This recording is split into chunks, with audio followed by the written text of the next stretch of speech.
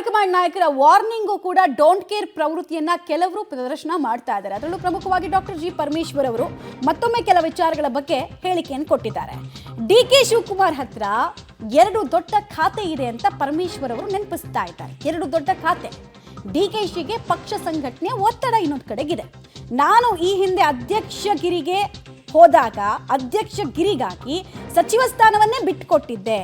ಭಂಡಾರಿ ಅವರು ವರದಿ ಕೊಡ್ಲಿ, ಹೈಕಮಾಂಡ್ಗೆ ಕೊಡ್ಲಿ ಅಂತ ಪರಮೇಶ್ವರ್ ಅವರು ಆ ವರದಿ ಕುರಿತಂತೆ ಕೂಡ ವ್ಯಂಗ್ಯವಾಡಿದ್ದಾರೆ. ಸ್ವಾಭಾವಿಕವಾಗಿ ಅವರು ಅಧ್ಯಕ್ಷರಿದ್ದಾರೆ ಮತ್ತು 2 ಭಾಳ ದೊಡ್ಡ ಖಾತೆಗಳಿದ್ದಾವೆ. ಅದಕ್ಕೋಸ್ಕರ ಅವರಿಗೆ ಬದಲಾಯಿಸಿ ಬೇರೆಯವ್ರನ್ನ ಮಾಡಬೇಕು ಅಂಥೇಳಿ ಕೇಳ್ತಾರೆ, ಸಹಜವಾಗಿ ಕೇಳ್ತಾರೆ. ನಾನು ಅಧ್ಯಕ್ಷ ಇರುವಾಗ ಇದೇ ಪರಿಸ್ಥಿತಿ ನನಗೂ ಬಂದಿತ್ತು. ಆಗ ನಾನು ಪಕ್ಷಕ್ಕೆ ಆ ಪ್ರಾಮುಖ್ಯತೆಯನ್ನು ಕೊಟ್ಟು ಸಚಿವ ಸ್ಥಾನಕ್ಕೆ ರಾಜೀನಾಮೆ ಕೊಟ್ಟಿದ್ದೆ. ಹಾಗಾಗಿ ನನಗೂ ಅದನ್ನೇ ಕೇಳಿದರು ಅವರು, ನೀವು ಆಯ್ಕೆ ಮಾಡ್ಕೊಳ್ಳಿ, ಇಲ್ಲ ಮಂತ್ರಿ ಆದರೂ ಆಯ್ಕೆ ಮಾಡ್ಕೊಳ್ಳಿ, ಇಲ್ಲ ನೀವು ಅಧ್ಯಕ್ಷಗಿರಿ ಆಯ್ಕೆ ಮಾಡ್ಕೊಳ್ಳಿ. ನಾನು ಅಧ್ಯಕ್ಷ ಆಗಿ ಮುಂದುವರಿತಾನೆ ಅಂಥೇಳಿ ನಾನು ಮಂತ್ರಿಗೆ ರಾಜೀನಾಮೆಯನ್ನು ಕೊಟ್ಟಿದ್ದೆ. ಈಗ ಅದನ್ನೇ ಬಯಸ್ತಾರೆ. ಯಾಕೆಂದರೆ ಅವ್ರಿಗೂ ಒತ್ತಡ ಅಲ್ಲ, 2 ದೊಡ್ಡ ಖಾತೆ ಇದೆ ಮತ್ತು ಪಕ್ಷ ಸಂಘಟನೆ ಕೂಡ ಭಾಳ ದೊಡ್ಡ ಜವಾಬ್ದಾರಿ. ಅದು ತೀರ್ಮಾನ ಹೈಕಮಾಂಡ್ನವರು ಏನು ಮಾಡ್ತಾರೆ ನೋಡಬೇಕು. ಅದೆಲ್ಲ ಈಗ ಹೈಕಮಾಂಡ್ನವ್ರು ಗಮನಿಸ್ತಾ ಇದ್ದಾರಲ್ಲ.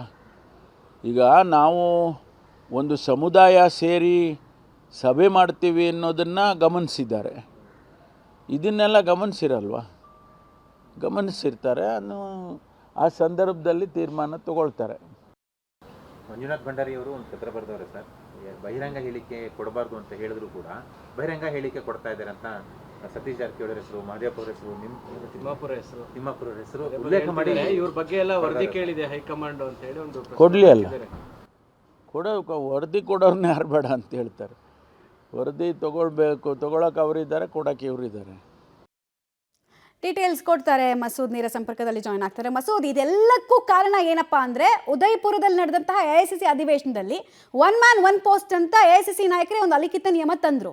ಡಿಕೆ ಶಿವಕುಮಾರ್ ವಿಚಾರದಲ್ಲಿ ಮಾತ್ರ ಅದು ಹೆಂಗ್ ಬೇರೆ ಮಾಡೋದಕ್ಕೆ ಸಾಧ್ಯ ಅನ್ನೋದು ಈ ಬಣದ ಪ್ರಮುಖ ವಾದ ಆಗ್ತಾ ಇದೆ.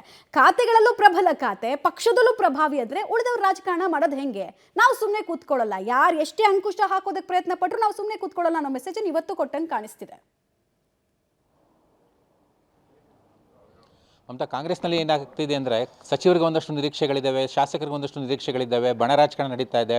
ಯಾವುದು ಕೂಡ ಕೈಗೂಡ್ತಾ ಇಲ್ಲ. ಹೈಕಮಾಂಡ್ ಪದೇ ಮಧ್ಯೆ ಬಂದು ಎಲ್ಲಕ್ಕೂ ಕೂಡ ತಡೆ ಹಾಕ್ತಾ ಇರುವಂಥದ್ದು. ಒಂದಷ್ಟು ಜನ ಮುಖ್ಯಮಂತ್ರಿ ಸ್ಥಾನದ ಮೇಲೆ, ಒಂದಷ್ಟು ಜನ KPCC ಅಧ್ಯಕ್ಷ ಸ್ಥಾನದ ಮೇಲೆ ಕಣ್ಣಿಟ್ಟಿದ್ದಾರೆ. ಯಾವುದು ಕೂಡ ನಿರೀಕ್ಷೆಗೆ ತಕ್ಕಂತೆ, ಅವರಿಗೆ ತಕ್ಕಂತೆ ಒಂದು ರೀತಿಯಲ್ಲಿ ವಿದ್ಯಮಾನಗಳು ನಡೀತಾ ಇಲ್ಲ. ಈಗ ಇವತ್ತು ಪರಮೇಶ್ವರ್ ಮಾತಾಡಿರೋದು ಒಂದು ರೀತಿಯಲ್ಲಿ ಪರೋಕ್ಷವಾಗಿ ಹೈಕಮಾಂಡ್ ಮೇಲೇ ಅಸಮಾಧಾನ ತೋರ್ಪಡಿಸಿದಂತೆ ಕಾಣಿಸ್ತಾ ಇದೆ. ಯಾಕೆಂದರೆ ನಾವು ಒಂದು ಸಮುದಾಯ ಸೇರಿಕೊಂಡು ಸಭೆ ಮಾಡ್ತೀವಿ, ಒಂದಷ್ಟು ಚರ್ಚೆ ಮಾಡ್ತೀವಿ ಸಮುದಾಯದ ಬಗ್ಗೆ ಅಂತ ಅಂದರೆ ಹೈಕಮಾಂಡ್ ಅದನ್ನೆಲ್ಲ ಗಮನಿಸಿ ತಡೆ ಹಾಕುತ್ತೆ. ಈಗ ಡಿಕೆ ಶಿವಕುಮಾರ್ ಅವರ ಪಕ್ಷ ಸಂಘಟನೆ ಬಗ್ಗೆ ಸಾಕಷ್ಟು ಜನ ಆಕ್ಷೇಪ ಮಾಡ್ತಾ ಇದ್ದಾರೆ. ಪಕ್ಷ ಸಂಘಟನೆ ಅವರು ಯಾವ ರೀತಿ ಮಾಡ್ತಾ ಇದ್ದಾರೆ ಅಂತಲೂ ಕೂಡ ಹೈಕಮಾಂಡ್ ಗಮನಿಸ್ತಾ ಇದ್ದಾರೆ. ಆ ಸಂಬಂಧಪಟ್ಟಂತೆ ಆ ಸಂದರ್ಭದಲ್ಲಿ ತೀರ್ಮಾನ ತೆಗೆದುಕೊಳ್ತಾರೆ ಅನ್ನುವಂಥ ಹೇಳಿಕೆ ಕೊಟ್ಟವ್ರೆ. ಇದು ಸಾಮಾನ್ಯವಾಗಿ ನೋಡಿದ್ರೆ ಸಾಮಾನ್ಯ ಹೇಳಿಕೆ, ಆದರೆ ಸ್ವಲ್ಪ ಒಳಾರ್ಥವಾಗಿ ನೋಡಿದ್ರೆ ಎಲ್ಲ ಒಂದು ಕಡೆ ಹೈಕಮಾಂಡ್ ಮೇಲೆ ಇವರ ಅಸಮಾಧಾನ ಎದ್ದು ಕಾಣ್ತಾ ಇದೆ. ಇತ್ತೀಚೆಗೆ ಅಷ್ಟೇ ಡಿನ್ನರ್ ಕೂಟಕ್ಕೂ ಕೂಡ ಹೈಕಮಾಂಡ್ ತಡೆ ಹಾಕಿತ್ತು. DK ಶಿ ಅವರು ಅದಕ್ಕೆ ಕಾರಣ ಅನ್ನುವಂತಹ ಚರ್ಚೆ ಕೂಡ ನಡೀತು. ಈಗ ಕೆಲವರು ಸತೀಶ್ ಜಾರಕಿಹೊಳಿ ಅವರು ಅಥವಾ MB ಪಾಟೀಲ್ ಅವರು, ಕೆಲವರು DK ಶಿ ಅವರ ಸ್ಥಾನದ ಮೇಲೆ, ಮುಖ್ಯವಾಗಿ KPCC ಅಧ್ಯಕ್ಷ ಸ್ಥಾನದ ಮೇಲೆ ಕಂಡಿಟ್ಟಿರುವಂಥದ್ದು. ಈ ಸಂದರ್ಭದಲ್ಲಿ ಹೈಕಮಾಂಡ್ ಮತ್ತೆ ಮಧ್ಯ ಪ್ರವೇಶ ಮಾಡ್ತಾ ಇದೆ. ಜೊತೆಗೆ ಯಾವುದು ಕೂಡ ಆಗ್ತಾ ಇಲ್ಲ ಅನ್ನುವಂಥದ್ದು ಅವರ ಹೇಳಿಕೆಯಲ್ಲಿ ಎಲ್ಲ ಬೇಸರವೂ ಕೂಡ ಎದ್ದು ಕಾಣ್ತಾ ಇದೆ. ಹಾಗಾಗಿನೇ ಪರಮೇಶ್ವರ್ ಇವತ್ತು ಒಂದು ರೀತಿಯಲ್ಲಿ ಹೈಕಮಾಂಡ್ ವಿಚಾರದಲ್ಲೂ ಕೂಡ ಆಕ್ಷೇಪವನ್ನು ಬಹಿರಂಗವಾಗಿ ವ್ಯಕ್ತಪಡಿಸಿದ್ದಾರೆ. ಕಾಂಗ್ರೆಸ್ನಲ್ಲಿ ಯಾವುದು ಕೂಡ ಸರಿಯಾಗಿ ಆಗ್ತಾ ಇಲ್ಲ ಅಂತ. ಈಗ ಇವರ ಹೇಳಿಕೆ ನಂತರ ಬೇರೆಯವರು ಕೂಡ ಹೇಳಿಕೆ ಕೂಡ ಕೊಡೋದಕ್ಕೆ ಶುರು ಮಾಡ್ತಾರೆ. ಒಂದು ರೀತಿಯಲ್ಲಿ ಗೊಂದಲದ ವಾತಾವರಣ ಕಾಂಗ್ರೆಸ್ನಲ್ಲಿ ಮನೆ ಮಾಡಿದೆ. ಮೊನ್ನೆ ಯಾರು ಕೂಡ ಬಹಿರಂಗ ಹೇಳಿಕೆ ಕೊಡಬಾರ್ದು ಅನ್ನುವಂತಹ ಖಡಕ ತಾಕೀತು ಮಾಡಿದ್ರು ಕೂಡ ಸಚಿವರು ಬಹಿರಂಗ ಹೇಳಿಕೆಗಳನ್ನ ಕೊಡ್ತಾನೆ ಹೋಗ್ತಾ ಇದ್ದಾರೆ. ಹಾಗಾಗಿ ಒಂದು ರೀತಿಯಲ್ಲಿ ಗೊಂದಲದ ಗೂಡಾಗಿದೆ ಕಾಂಗ್ರೆಸ್ ಅಂತ ಹೇಳ್ಬೋದು. ಮಮತಾ, ಧನ್ಯವಾದ ಮಸೂದ್ ತಮ್ಮ ಮಾಹಿತಿಗಾಗಿ. ನಮ್ಮ ಆಲೋಚನಾ ಶಕ್ತಿಗಳನ್ನ ಸಸಿಯಲ್ಲೇ ಚೂಟ್ ಹಾಕ್ತಿದ್ದಾರೆ, ಇನ್ನೊಬ್ಬರನ್ನ ಆಲದ ಮರದ ರೀತಿ ಬೆಳೆಯೋ ರೀತಿಯಲ್ಲಿ ಬಿಡ್ತಾ ಇದ್ದಾರೆ. ಇದು ಸರಿನಾ ಅನ್ನೋದು ಪರಮೇಶ್ವರ್ ಅವ್ರ ಮಾತು.